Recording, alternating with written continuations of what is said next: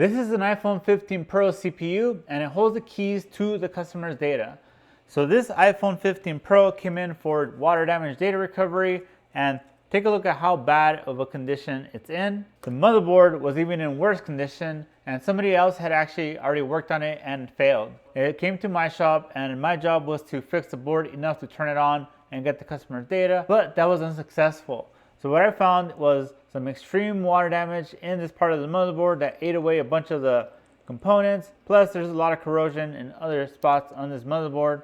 So we went to the last resort option, which is called a CPU swap or a CPU transplant. This is where we remove the CPU, the NAND, and an EEPROM chip from on the customer's motherboard, and then we install it onto a different motherboard that's fully working. So this is one I've used for another CPU swap, and I know it's good, and I've already prepped it for this CPU transplant job. But in today's video, I'm gonna show you guys the step-by-step process to reball a CPU. Now this process is very delicate, so do not try this at home if you don't know what you're doing. I've actually already reballed the NAND because that one's a lot easier. The CPU is much more difficult.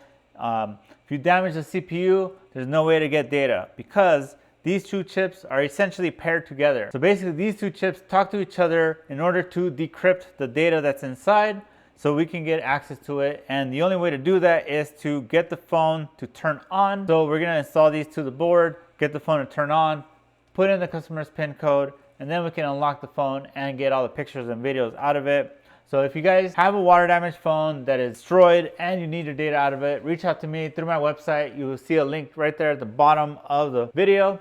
I'll also link it in the video description. We do offer mailing service for anyone in the US. So first, let's start off by inspecting the CPU. I've already done the hard part of removing it from the board. That is probably the riskiest part. The next one is cleaning the underfill. There's basically a bunch of black glue that's stuck on it. So I've gone through that process of cleaning it up as well. And overall, the CPU is in really good shape. No rip pads. There's like a little bit of underfill here, but that's minimal. We could leave that as is. But overall, this looks good for the next step, which is the actual reball. This is something a lot of people struggle with, and this is basically what we're gonna use. So this is a stencil. This is what allows us to reball the chip by adding paste over the CPU, over the stencil, and it basically leaves behind just enough paste for each ball on there. So when we heat it with hot air, it forms a ball around it, and then we have a reball. But the tricky part is because the CPU is so large, what happens is the heat causes this to bend, and then you'll have a messed up reball. So anyone who's tried reballing even on the smaller chips knows what that's like.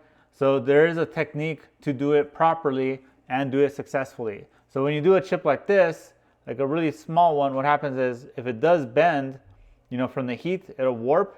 It's not enough to really affect the reball. But once you start getting to the bigger chips, then you'll see how much difficult it is. So one of the secrets to reballing is having a clean cloth or like a paper towel.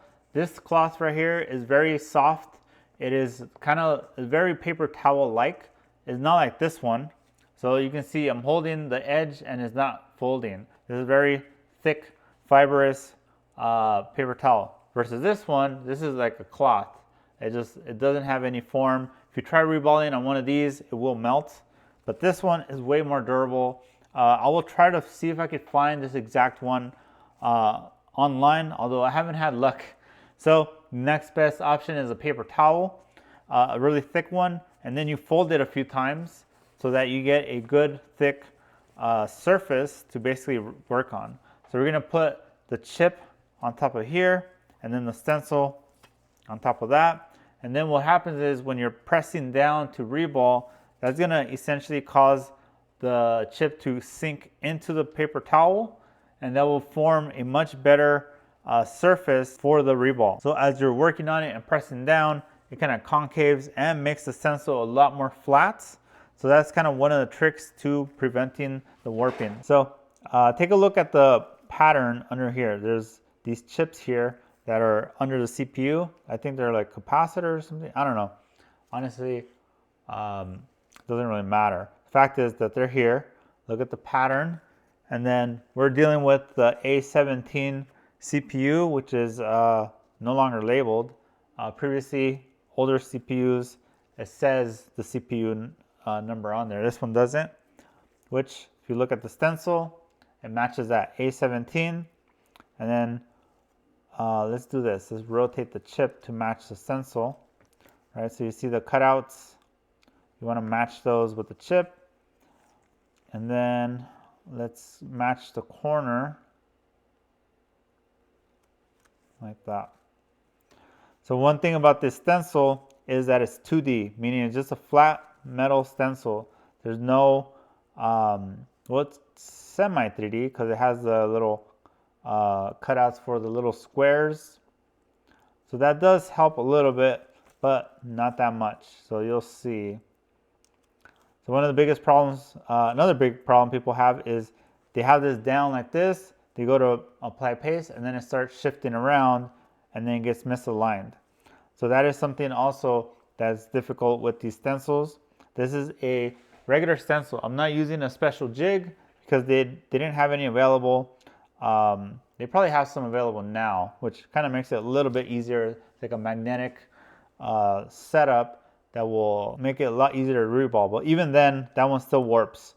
So what we do is first we lay the stencil down, and then I use 2 fingers on top and bottom to like hold the stencil in place, hold the chip in place. This is the reballing paste I use for CPUs. I know a lot of people like to use lower temp, but I prefer this one. So you notice it's 183 Celsius melting point. It's basically 6337 alloy. That's probably the best solder type for this type of work.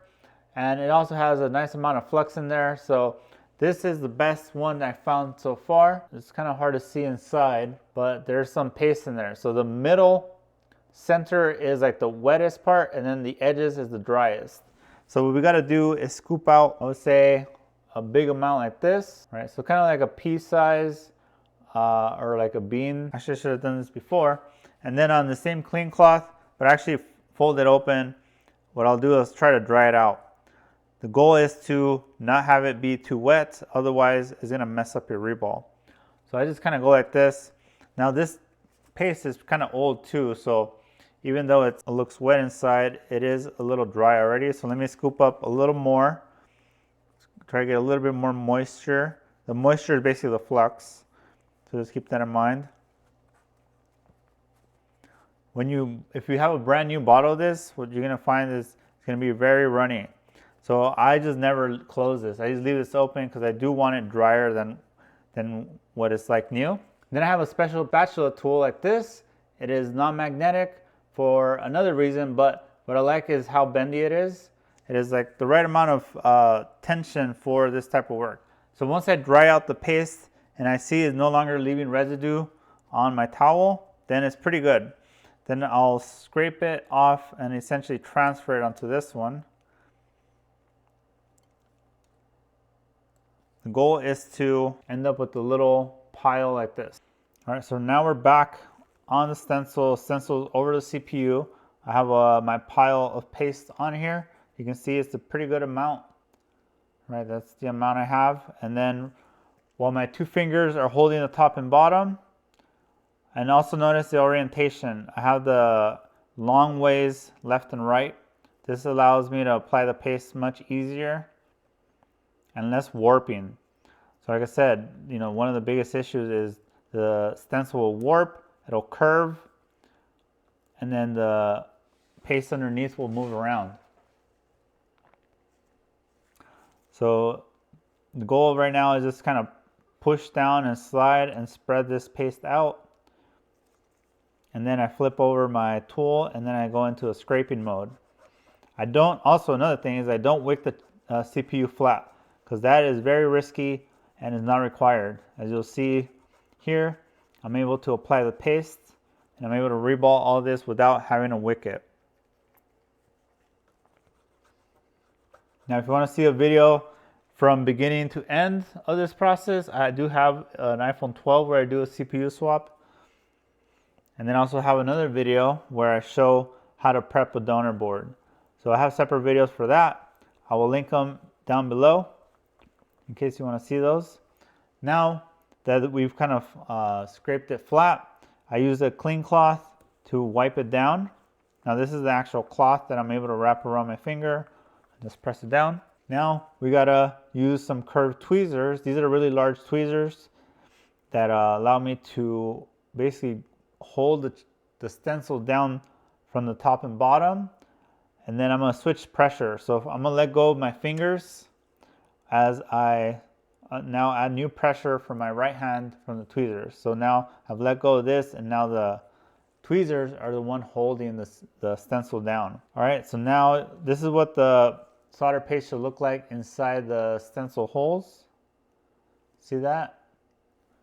It's very dry looking. It's not super shiny or wet. And now we're gonna use 330 and 25% air, 330 Celsius and 25% air on my add-in hot air station.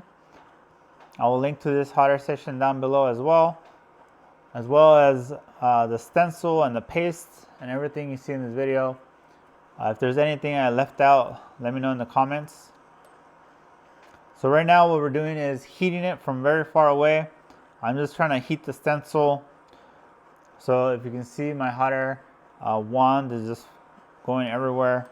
The goal is you don't want to go straight in to try to melt the paste. First you want to preheat the whole area.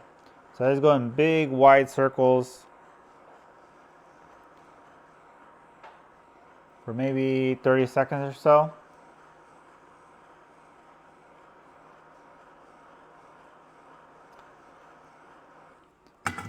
And let me see if I can get a better angle on this. All right, so I'm gonna zoom in so you guys can see kind of what happens to the solder balls once they start melting. All right, so since I preheated it for a good amount of time already, I'm now gonna start moving in a little closer and kind of focusing on one corner. So I'm doing smaller little circles on this upper left corner. And I'm just paying attention to the paste. Take a look at the paste. See that? See that? The solder balls are forming, and you want to do this very slow. There's no rush. The faster you go, the more likely you are to mess up. So you can see there's a partial, like half is solder balls, half is still paste. And essentially just kind of keep going these circles and moving in closer to the chip and then moving to the right. So the goal is to kind of form them all in a slow formation. So I kind of heat the top, and then I heat the bottom, and then heat the top, and then the bottom. Now, this is hard to do with just two hands and record. Now, a common thing that will happen here is you'll be doing this, and then you'll see some balls will just squeeze out really large, and then kind of, or you'll see a solder ball pop out and jump into the next spot. That basically means the solder paste was too wet, so the flux started bubbling and it bounced to the next. It causes the paste to bounce out, right? So right now the solder balls are still molten and they've now dried out or solidified, but we're not done yet. So take a look at this. Look, I see one right here that's kind of messed up.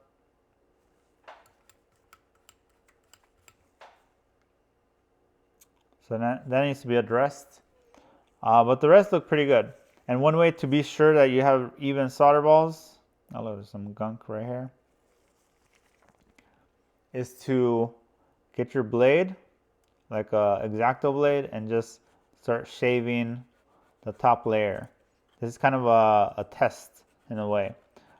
You should, if all the solder balls are even, what you should expect is that all solder balls will have a piece of it shaved off the top. But as you can see, it's very uneven looking. It's very unlooking how these are being shaved down. So take a closer look. See how some balls are flat on the top, some are not. that means we have uneven solder balls, and that's throughout the whole thing. So what we do is after we do that shaving process, we come in and add another layer right on top. We don't do anything else, just add another layer.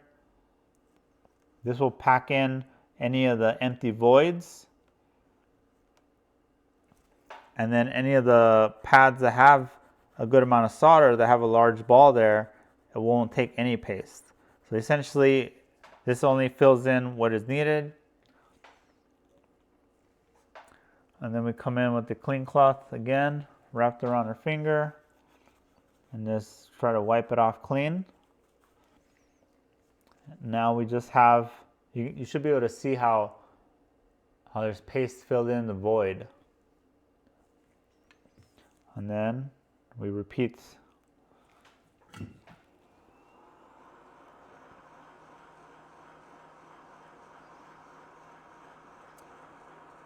See, if I go too fast, I can see some of the paste up here in the top is like overflowing already, trying to go into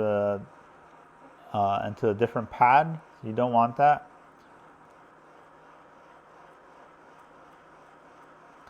So we just heat in big circles, preheat the whole area.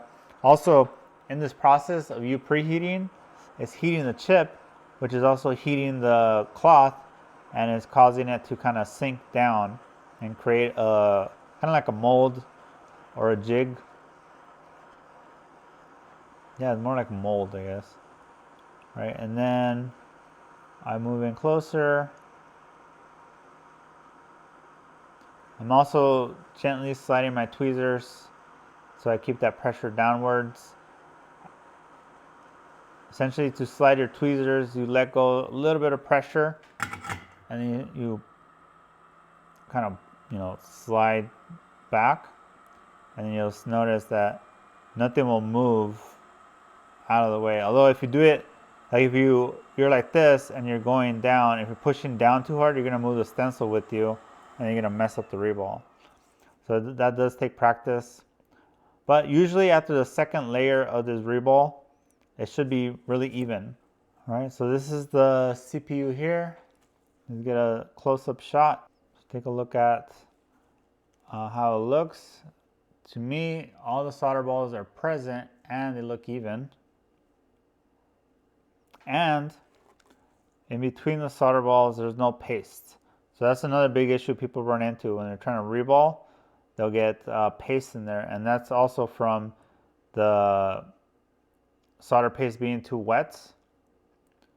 You can actually see a little bit in there. So what I do is before I add any flux back on here, I just reheat it as is in midair. So I'm holding it with my tweezers in midair, and then I just kind of same way, same technique, heat slow.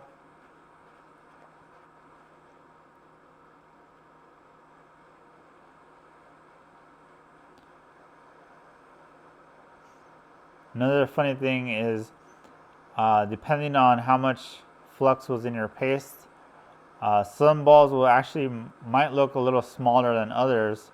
That's because some are coated with flux, so in the light it makes it look larger than it is, whereas the solder balls that are dry will look smaller.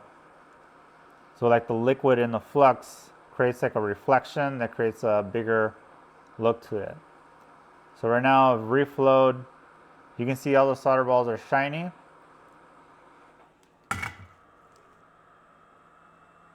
See that? That means it's liquid.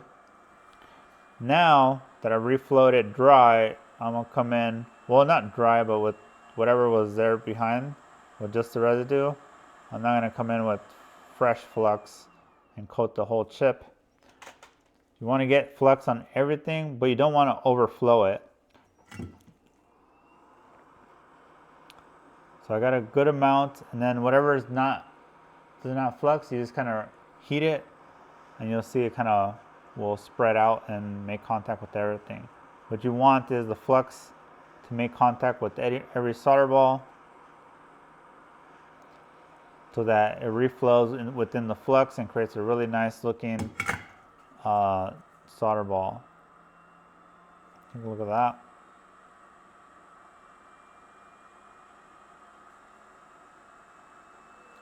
And then as you give it time, you'll see the solder balls will solidify. And there you go. That's how you reball an iPhone 15 Pro CPU. Now this should translate to any other CPU. And this is just one of the many steps of CPU swap data recovery. So let's jump to installing this to the board. Now here's the NAND chip. This is the hard drive or storage chip. Here's what it looks like. And then here's the donor board. This is the one that's prepped for the CPU swap. So this is where the NAND goes. This is the EEPROM chip. This is also required to be transplanted, so don't damage it or lose it. And then on this side is the CPU. This has also been prepped and ready to go. I did had to clean up a little bit of the mess here. So there's some UV mask, but all the solder pads are present and there. And then this is the rest of the board. So this board is clean and not water damaged. I did pull those chips trying to repair a different board, and I was unable to, but those are not required for data. So I left them off. So let's go ahead and install the CPU. All right, so first let's install the NAND, some flux. The chip goes this way, the dot on the bottom left. I'm going to use the same 330 heat because the paste we use to reball is lower temp. So because the paste is lower temp, it makes installing the chip way easier than factory solder. So the solder melts faster and makes the installation easier and less risky. Less heat is always better. All right, chips are flowed. Bump it. All right, that's good. So I have a special fan here to cool boards down because I want this to cool down before I work on the CPU. Because I want to be able to grab the board and flip it over. So you'll notice the same pattern of these cutouts. All right, some flux. Here's the CPU. Match the cutouts to where you're going to install it. So that would go this way. There you go. And same thing as reball. First, the whole board. You want to bring the whole board up to temperature. Now I'm kind of focusing just on the CPU. All right, so we're getting close. All right, so I'm going to try to bump this gently. See that? But that tells me that the CPU has melted and soldered on. I'm going to hit it again with the fan. Now let's take a look at the installation. I can see some solder balls here, right here. Although the rest are kind of hard to see. So this should be good. Let's go ahead and test. All right, so I have the power supply connected to this boot box at 4.2 volts and 3 amps. Short to power button pin. All right, there it goes. And look at that. We have a Apple logo. Now keep in mind, this is a 15 Pro Max screen, but it does work on 15 Pro because they're the exact same motherboard. So it'll be a little distorted, but it works. So it makes it really nice for me because I don't have to buy a separate screen just for 15 Pro. And look at that, we have the lock screen, we have touch, and it's working. All right, so there you have it. The CPU has been reballed on this iPhone 15 Pro successfully. The phone boots up. Now we're really close to getting data. There's a few more steps I gotta do, but this was the most difficult and riskiest part, which was successful. So let me know down below in the comments what you guys learned about CPU reballing, what critiques you have about my technique. Do you have something you don't like about it? Let me know what you guys think. I like to hear from you guys. I typically try to respond to every comment on there. Also, I will link to all the tools from today's video, my boot box, microscope, hot air station, stencils, the paste, all that stuff. I'll link it down below. I spent a lot of time getting all those links for you guys, but if I leave anything out, let me know. Also, get yourself one of these t-shirts if you want to support the channel. I have a lot of repair related designs on there. Also, join my VIP community, which is called my locals community. I have that link down below.